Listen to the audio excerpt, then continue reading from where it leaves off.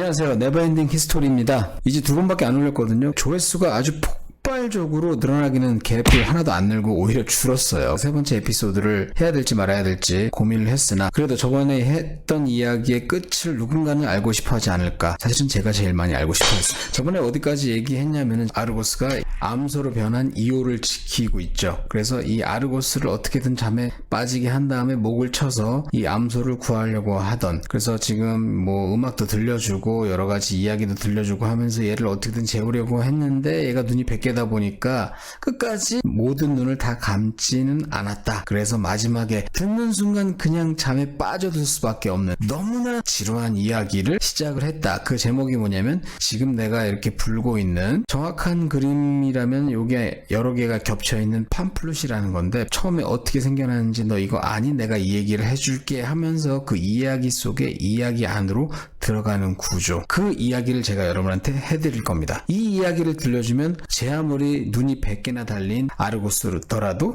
잠에 빠져들 수밖에 없다. 자, 일단 등장인물이 누구냐면, 여기 보시면 얘의 이름이 뭐냐면 판이라고 합니다. 이 판이 좀 특이하게 생겼죠. 상반신은 사람인데 얼굴에 뿔이 있어요. 염소뿔처럼 생긴 거. 하반신은 역시 염소다리, 이렇게 반인 반수 신입니다. 신인데 들판의 신 또는 목동들을 대표하는 신. 판이 처음 태어났을 때 엄마가 너무나 깜짝 놀라서 아이를 버렸다고 합니다. 태어나자마자 애를 보니까 사람도 아니고, 그렇다고 완전히 괴물도 아니고. 그런데 이 판은 아버지가 헤르메스라는 설이 있다고 했잖아요. 이 헤르메스가 신들한테 데려가서 신들에게는 귀여움을 받았다고 합니다. 판이 커가면서 생긴 것도 그런데 여자를 무척 좋아했던 거야. 그래서 여자들을 막 쫓아다니는데 여자들 입장에서는 되게 싫겠죠. 생긴 게 잘생긴 것도 아니고 사람도 아니고 하니까. 그래서 이 팬이 나타나기만 하면 여자들이 깜짝 놀라서 막 도망가고 했다고 합니다. 그래서 거기서 생긴 말이 바로 패닉이죠. 패닉. 참고로 하나 더 알려드리면, 피터팬 아시죠? 피터팬의 그 이름 팬도 그리스 신화 판에서 왔다고 합니다. 어쨌든 이 판이 그날도 어디 예쁜 여자 없나 막 돌아다니는데 눈에 띄는 여자가 하나 있었어요. 님프예요. 요정이라고 하고 뭐 정령이라고도 하죠. 이렇게 생겼습니다. 이름은 시링크스. 홀딱 반한 거예요. 그래서 자기 원래 하던 대로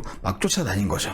그런데 이 시링크스는 워낙 출중한 외모이다 보니까 인기가 많았어요. 그래서 이렇게 남자들이 쫓아다니는 것도 일단 지겹고, 근데 판은 일단 한번 찍으면 끝까지 가는 스타일. 나쁘게 얘기하면 스토킹이죠, 스토킹. 그런데 이 시링크스는 자기가 섬기는 여신이 있었는데, 아르테미스, 사냥의 여신이에요. 그래서 여기 옆에 보이는 게 사슴이고, 숫사슴 또는 사냥개를 데리고 다니면서 사냥을 즐기는 걸로 유명한 여신인데, 또 뭘로 유명하냐면 버진, 그러니까 이 처녀성, 순결함을 유지하는 것, 순결함을 되게 중요시하는 그런 신이에요. 그 아르테미스를 모시는 시링크스는 자기도 아르테미스처럼 평생 순결을 지키면서 처녀로 살아야겠다. 참 쓸데없는 생각.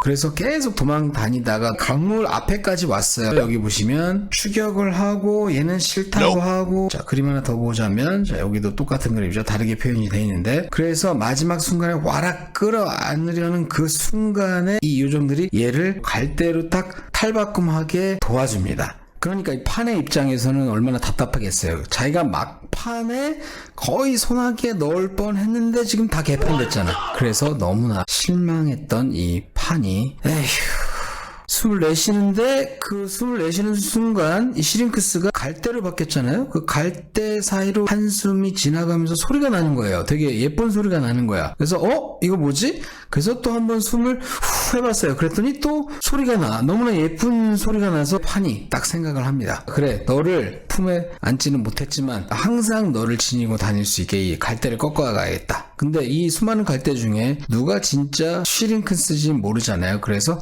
그 갈대를 전부 다 한꺼번에 엮어요. 그리고 어떤 거 길게 하고 짧게 하고 하니까 소리가 달라진다는 걸 또 깨달았어. 그래서 그때부터 갈대 필이라는 걸 만들게 된 거예요. 그게 팬플루트가 된 거죠. 또는 우리는 판플루트라고 하는 건데, 바로 이 모습인데요. 이렇게 생긴 겁니다. 영어로는 팬파이프.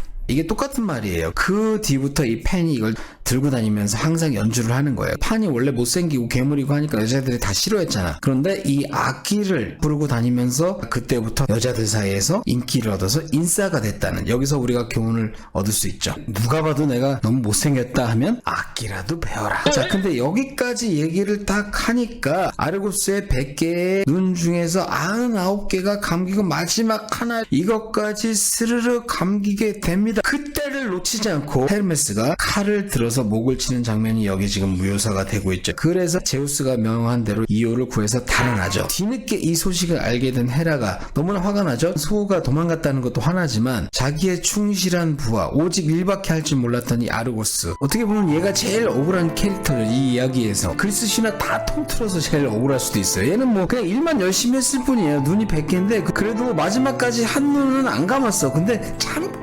잠깐 진짜 잠깐 졸 수는 있잖아. 얘기가 너무 지루하니까 잠깐 눈 감았는데 그냥 목이 잘려서 요단강을 건넜어요. 이렇게 억울한 게 어딨어. 헤라가 보기에도 너무 불쌍한 거야. 그냥 이렇게 얘를 보내주기 너무나 안타까워. 그래서 얘의 그 정신, 마지막 눈 하나는 그래도 뜨려고 했던 그 노력 기리기 위해서 얘의 눈을 하나하나 다 따다가 자신을 상징하는 새가 있어요. 헤라를 상징하는 새가 있는데 날개에 하나하나 다 갖다가 붙입니다. 이미 눈치채셨죠? 여기 보이는 이 공작새입니다. 그러고 보니까 날개에 박힌 요 무늬들이 전부 다 진짜 눈처럼 생긴 것 같기도 하죠. 그래서 이 그리스 사람들은 그 상상력 하나는 우리가 인정을 해줘야 될 것 같아요. 한편 내가 이 도망간 암소를 그냥 내버려 둘 순 없다. 그래서 벌을 내립니다. 이 암소를 지구 끝까지라도 쫓아가서 24시간 괴롭힐 만한 애를 보냅니다. 그 시골에 가시면 소가 항상 이 꼬리를 막 이렇게 흔들잖아요. 풀을 이렇게 평화롭게 뜯고 있는 사이에도,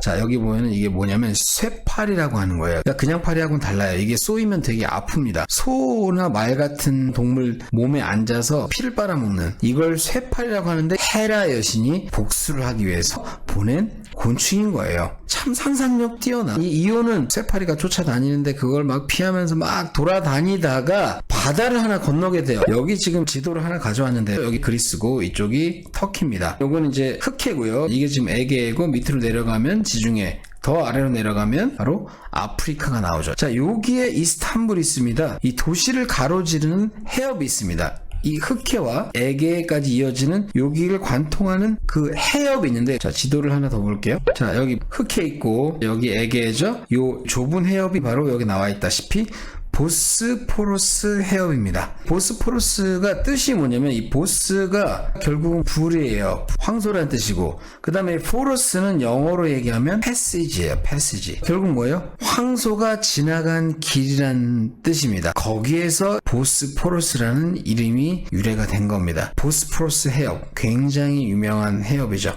세계적인 도시 이스탄불 한복판을 가로지르는, 이스탄불이 예전에 유럽을 벌벌 떨게 했던 오스만 제국의 수도 콘스탄티노플, 그 콘스탄티노플이 지금의 이스탄불이 된 거죠. 이 이오가 헤라 신을 피해서, 쇠파리들을 피해서 지나갔던 바다. 근데 이 쇠파리를 피해서 이 바다에 한번 몸을 담그고 지나갔다는 말도 있는데, 거기에서 이 보스포러스라는 이름이 붙었다는 거. 요거 몰랐죠? 오히려 이 보스포러스 해협을 처음 들어보신 분들 있을지도 몰라요.